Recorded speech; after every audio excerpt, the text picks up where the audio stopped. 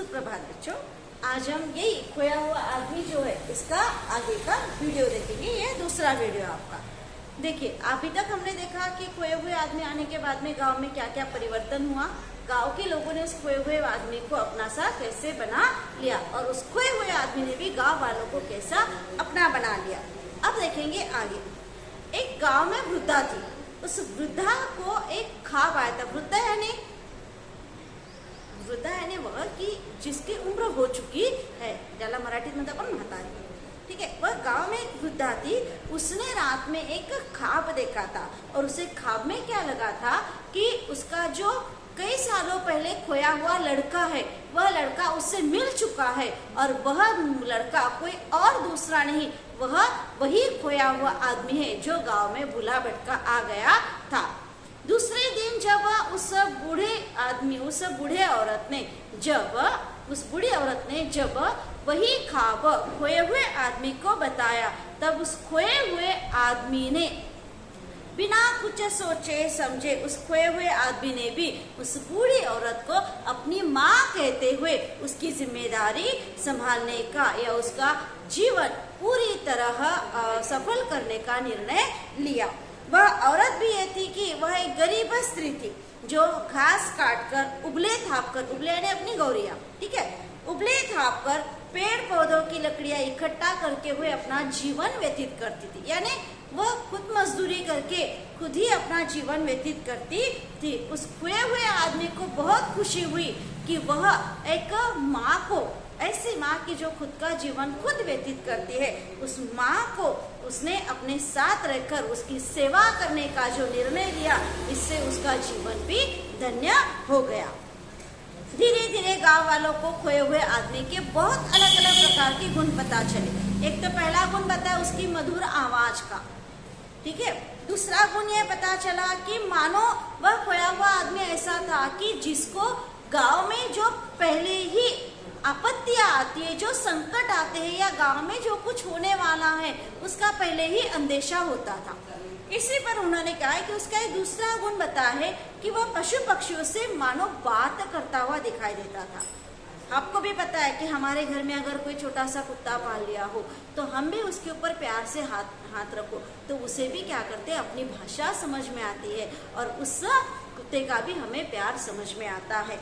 उसी प्रकार गांव के जो पशु पंछी थे, जो गांव के जो जानवर थे, उनसे मानो वह बात करता हुआ दिखाई देता था। लगता था कि जैसे मानो उस खोए हुए आदमी को उस पशु पंछी जो है उनकी बातें समझ में आते हो। इतना ही नहीं कि कोई आंधी, तूफान, चक्रवात आने के या ओले पड़ने या टिड्डियों के हमले के बारे में गांव वालों को वो पहले ही आगाह करता था। आगाह करना, सचेत करना।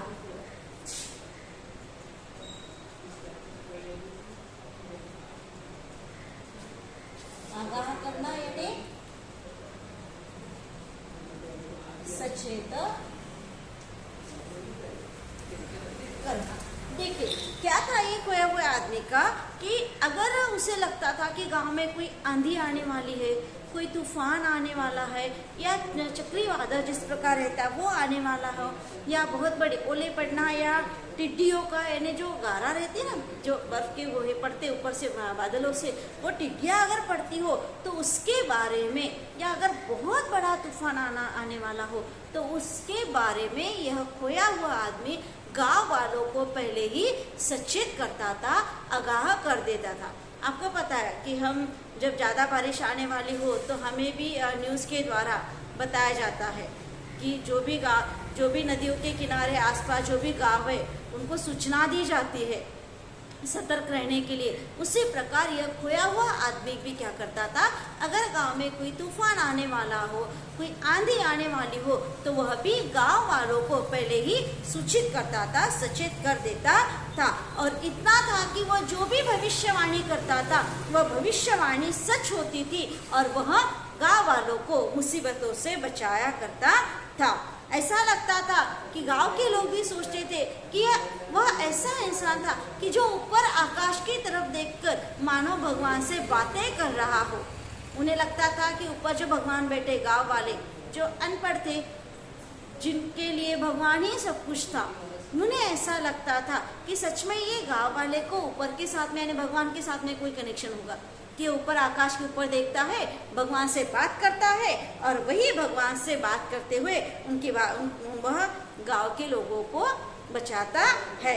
सूखी प्यासी, जब एक बार भी ऐसा ही हुआ, गांव में अकाल पड़ गया और गांव में अकाल पड़ने के कारणवश गांव में हर जगह पानी के लिए लोग बूंद बूंद के लिए तरसने लगे। उस वक्त इस खोए हुए आदमी ने ऊपर आकाश की तरफ देखा और मानो भगवान से क्या बातचीत की, कौन सी भाषा में क्या बातचीत की, और उसने बस इतना ही बताया कि कुछ समय बाद में मूसलाधार बारिश होने वाली है। और वही हुआ कि कुछ ही समय बाद जो सूखी मिट्टी थी, वे सूखी मिट्टी पर बारिश की बूंदें पड़ने लगी और बारिश की बूंदों से उस मिट्टी से सौंधी सौंधी सुगंध आने लगी, मानो वह मिट्टी भी क्या हो गई, तृप्त हो गई। और बच्चे बूढ़े सभी लोग वो जो झिमझिमाती बारिश हो रही थी, उस झिमझिमाती बारिश में भीगने का भरपूर आनंद ले रहे थे। और उसी दिन से वह खोया हुआ आदमी जो था वह गांव में सबका चहीता बन गया, गांव में सबसे प्यारा बन गया। गांव के जो आगे का परिचय है, गांव के किनारे कुछ घर दलितों के थे तो कुछ घर मुसलमानों के थे। हमने आपको पहले बताया कि पाठ में बताया गया कि गांव में जो जाति पाति का जो भेदभाव चलता था, उस भेदभाव पर इस पाठ में प्रकाश डाला गया है, भेदभाव को नष्ट करने की कोशिश की गई है।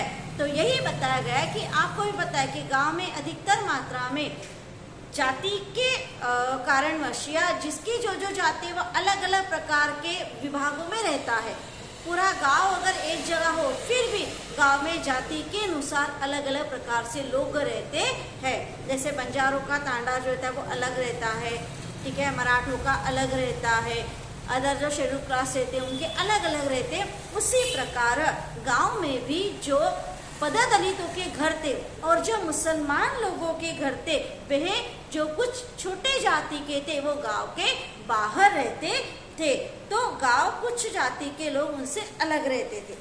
खोए हुए आदमी ने दलितों और मुसलमानों से भी मित्रता कर ली, क्योंकि उसके लिए ना कोई जाति थी और ना कोई धर्म था, क्योंकि उसे ना खुद की जाति का पता था ना धर्म का पता था। इसलिए वह सिर्फ इंसान की इंसानियत देखता था। इसी कारणवश उसके लिए ना कोई पददलित था ना कोई मुसलमान था, उसके लिए सभी गांव के लोग एक ही समान थे। इसी कारणवश उस खोए हुए आदमी ने उस पददलितों के साथ में, उन मुसलमान लोगों के साथ में भी दोस्ती कर ली थी। वह दैनिक कामों के लिए भी उनकी मदद करता था और उन लोगों को अपना कर्तव्य समझाता था कि आप गांव का एक हिस्सा हो, आपको गांव के लोगों को साथ में रहना चाहिए। वह हमेशा उनको ये बताया करता था, उनको अपने अधिकारों के बारे में लड़ने के लिए कहता था, अपने अधिकारों के बारे में बताता था। और देखते ही देखते ऐसा परिवर्तन हुआ कि जो गांव के बाहर रहने वाले दलित लोग थे, गांव के बाहर रहने वाले जो मुसलमान लोग थे, वे लोग भी अपना हक गांव वालों से मांगने लगे। यहाँ पर जो गांव के बूढ़े बुजुर्ग लोग थे, जिन्होंने अपनी जो परंपराएं हैं उनको साथ में लेकर चल रहे थे, उन लोगों को जो पददलित थे मुसलमान में, उनको गांव के अंदर आने के लिए या उनको गांव में जो सन उत्सव रहते थे उनमें इकट्ठा होने के लिए मनाही की गई थी। उन बूढ़े बुजुर्ग लोगों की अपनी विचार श्रेणी जो है वह कहीं ना कहीं बदलने के लिए उसने प्रेरित किया।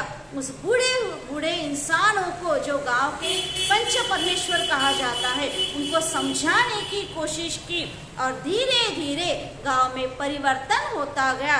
उन पददलितों का जो शोषण था वह बंद हो गया और गांव में आपसे भाईचारा बढ़ने लगा, यानी गांव के सभी लोग एक साथ रहने के लिए तैयार हुए। गांव के अंतर्गत जो जाति धर्म के लोग हिंदू और मुसलमान जो थे वो मिलजुल कर दिवाली और होली मनाने लगे। इतना ही नहीं तो गांव में जातिवाद दूर हो गया और यह महत्वपूर्ण जो भूमिका थी, यह अत्यंत कर्तव्यनिष्ठ जो भूमिका थी, वह भूमिका खोए हुए आदमी ने समाप्त कर दी। अब गांव में जो भी झगड़े और टंटे थे, जो वाद विवाद था, वो सभी समाप्त हो गया। और यदि कोई गांव में विवाद भी होता तो सभी गांव के लोग इकट्ठा बैठ के आपसी में मिलजुल कर वह जो वाद विवाद थे उनको दूर करने लगे। ठीक है, आता है, इसका आगे का वीडियो हम बाद में देखेंगे।